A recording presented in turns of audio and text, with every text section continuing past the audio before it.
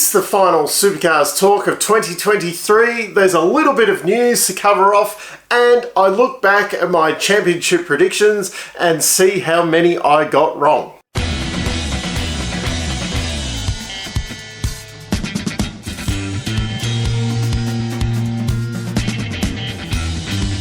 The big news this week is that the wind tunnel testing is complete and both cars are exactly the same and there will be no parity issues next year. Fingers crossed. Yeah, they did say they, had them running on the last day and they had the same results from both cars. So let's see how this plays out next year, but hopefully that is the end of the parity testing. Well, aerodynamically, they've still got to go and do the transient dyno stuff to make sure the engines are the same. But yeah, it's as much as it's been an issue during the year, it is very close, and now we're talking about minor differences. It's not like in the old days where there was a huge difference between, teams, drivers, etc. So now the minutest difference is making a big difference overall. But yeah, hopefully it's not a big topic that we have to spend a lot of time on next year. There's been quite a few signings over the last kind of week. Matt Payne has extended his contract with Grove Racing for an undisclosed amount of years, but I'm sure I'm sure his pay packet will have gone up from that. Waters and Monster have been confirmed in the lead Tickford car for next year, and Randall and Castrol have been confirmed in the second Tickford car there for next year. Obviously they sorted out Declan Fraser's contract issues and were able to announce it. Campbell Logan, friend of the show, good interview with him a few weeks ago, so if you haven't seen that, check that out. He has been signed by Walkinshaw to partner Zach Bates in their Super 2 program. Cameron McLeod has been linked with Premier for a Super 2 campaign next year and probably some co-driver duties with them. And Jack Perkins, he's announced that he won't be co-driving with Erebus next year.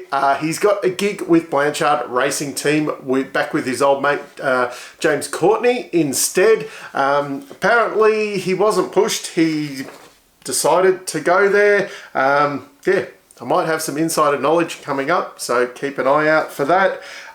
The other bit of news this week was that Jaxon Evans could be the one in line for the SCT logistics seat that Jack Smith has vacated. It was looking like Zach Best was the favourite for that, and then it was probably going to be Declan Fraser. Now apparently Jaxon Evans, who has been co-driving with them in the last 2 years, is number one there. I'm not sure what his day job has been the last couple of years, but yeah, I'm not sure kicking around the back of the Supercars field is a better option for him.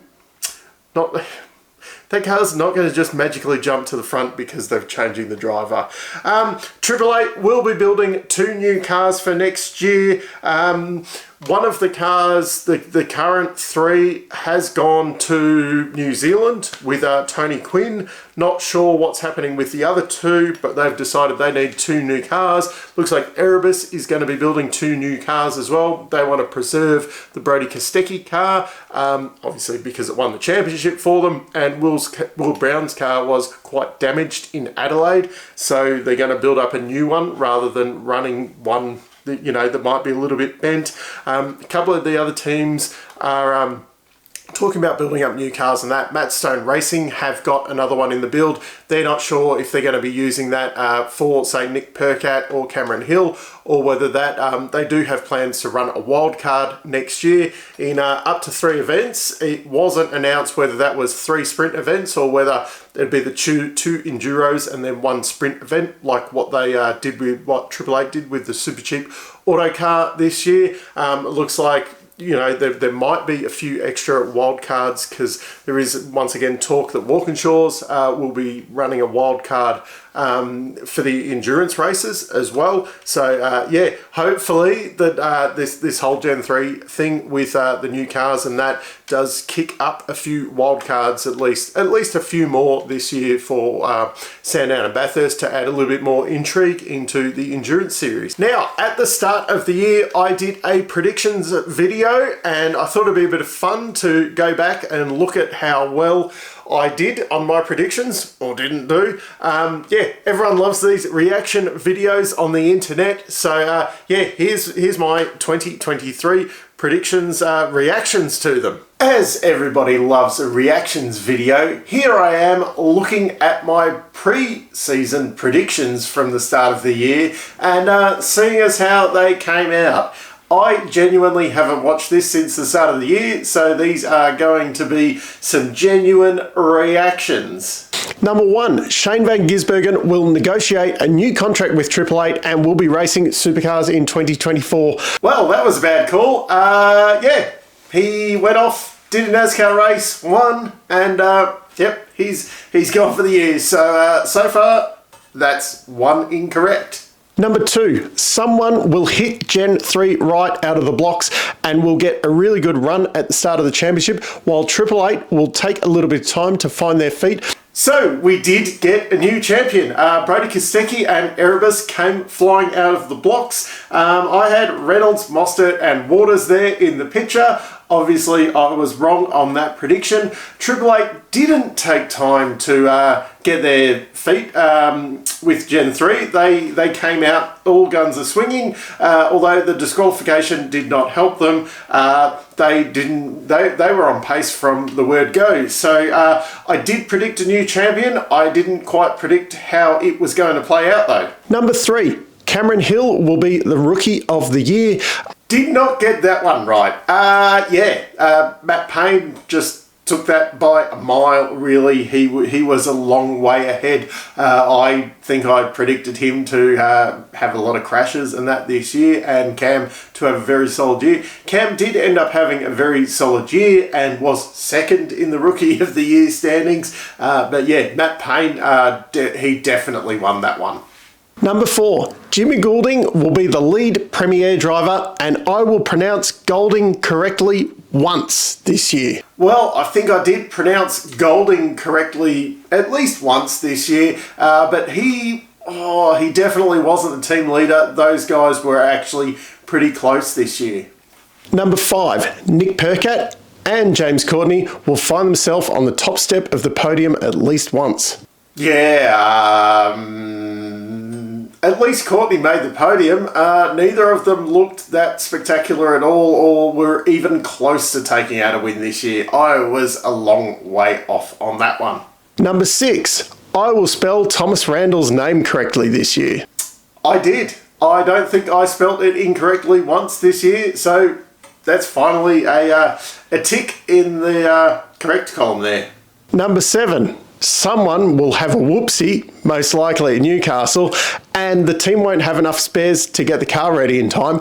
That actually, I don't recall being an issue at all this year. I don't think we had a situation where there wasn't enough spares. Probably the big one was James Courtney crashing in Newcastle on the Sunday morning, but that wasn't an issue with not enough spares. That was not enough time to repair the car, and I think the other incidents during the year were all not enough time to repair the car rather than not having enough spares. Number 8, DJR will continue their post-McLaughlin slide. I was correct on that one, I suppose, other than we didn't see a win from them. Obviously, Anton got that win there, up there in Townsville, although a lot of people would say that was just because he had good tyres. Yeah, and Will Davison didn't even get a pole position. At least Anton got himself on pole, off memory. I think it was once. But their slump, it definitely got worse this year. Jack Smith won't be last in the championship. Jack Smith wasn't last in the championship. Granted, he was second last, but he did beat out Decker Fraser. Did not predict that this would be his last year in the championship, though. At least he wasn't last, so that's another one correct. Erebus will hit their stride again, Brody will find himself in the top 5 of the championship, and Will won't be far behind, somewhere in the back half of the top 10. Well, Erebus did bounce back, and a lot stronger than what I was predicting. Brody was definitely in the top 10 of the or the top 5 of the championship. He found himself in first position, and Will not being far behind, he was in 5th of the championship. So at least I pretty much predicted that. I just didn't predict how strong they would bounce back. So overall, I'm going to give myself a 5 out of 10. I haven't actually counted up how many there were, but I think I did semi-okay, didn't I? So I was kind of correct with some of the stuff. Yeah, I don't think I was too far off the pace, was I? Yeah, let me know down in the comments. But this is the final episode for the year. Just a few little things to tick off. I'm up to 2,980 subscribers. So if you haven't subscribed, can you please do it? I'd love to crack 3,000 before the end of the year. I don't know, it's just a psychological hurdle there. Yeah, 3,000 subscribers sounds a bit better than, you know, like 2,000 something. Yeah, just a little bit of an ego boost there for me. This video will be my 73rd for the year. I have also pre-recorded, I've got a model review video that's ready to go in January, and I did an interview the other day with a farmer that might be coming out very soon, but they're probably January ones, so I probably can't say I've got 75 videos for the year. I did do, there was 43 episodes of our Backseat Drivers live stream during the year as well. A couple of them weren't live. We did pre-record a couple to make sure that they happened. So I think I only missed one episode. So that was 42 episodes of that I did during the year as well. That's a fair whack of videos for the year. It does. It's a lot of work when you look at how much goes into all of these. So I really do appreciate everyone watching and commenting. I've been trying to vary up all the content and that with the model review videos and stuff. I have had a few interviews this year. Todd Hazelwood, Cameron Hill, Jalen Robotham, and Campbell Logan, of course. It's great talking to the drivers. I've got another one coming up very shortly, trying to tee up a few more at the start of next year as well, before the season gets going. I really enjoy talking to the drivers and getting to know them.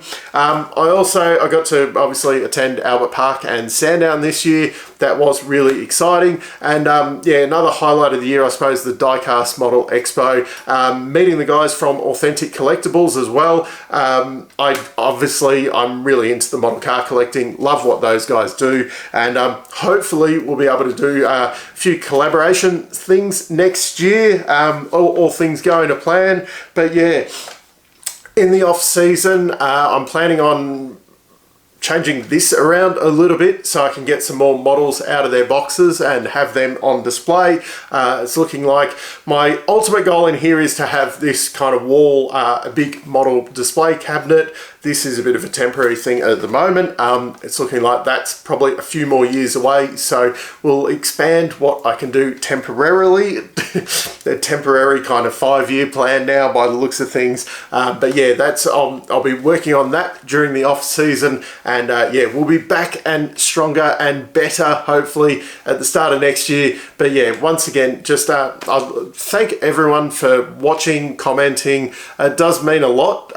We've got a great community here with a lot of people. Like, the comments section is very respectful 99.9% of the time. There's the odd person in there, and yeah, I don't take it to heart. But yeah, when you look at some of the other forums out there, yeah, the comment sections are pretty bad, at least around here. It seems to be genuine fans that genuinely kind of enjoy the sport, rather than just looking at all the negative things, which, granted, there has been some negative things this year, but I think overall the introduction to Gen 3 has been better, and it will set up the category better for the future. I think we'll see some bigger improvements this year, as everyone's or next year, as everyone's kind of got their heads around it, and that the racing should be closer without question marks over certain things. And yeah, I think we'll continue to see a variation of winners, and, you know, people getting it right one weekend and then wrong the next, to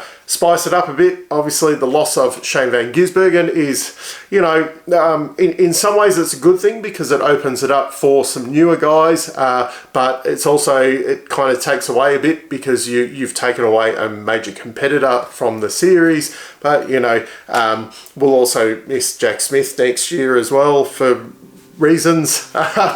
Yeah, but there is a lot to look forward to next year, so I just wish everyone a happy holidays, and I will see you back in 2024. Until next time, I'm still Dave, and I'll catch you later.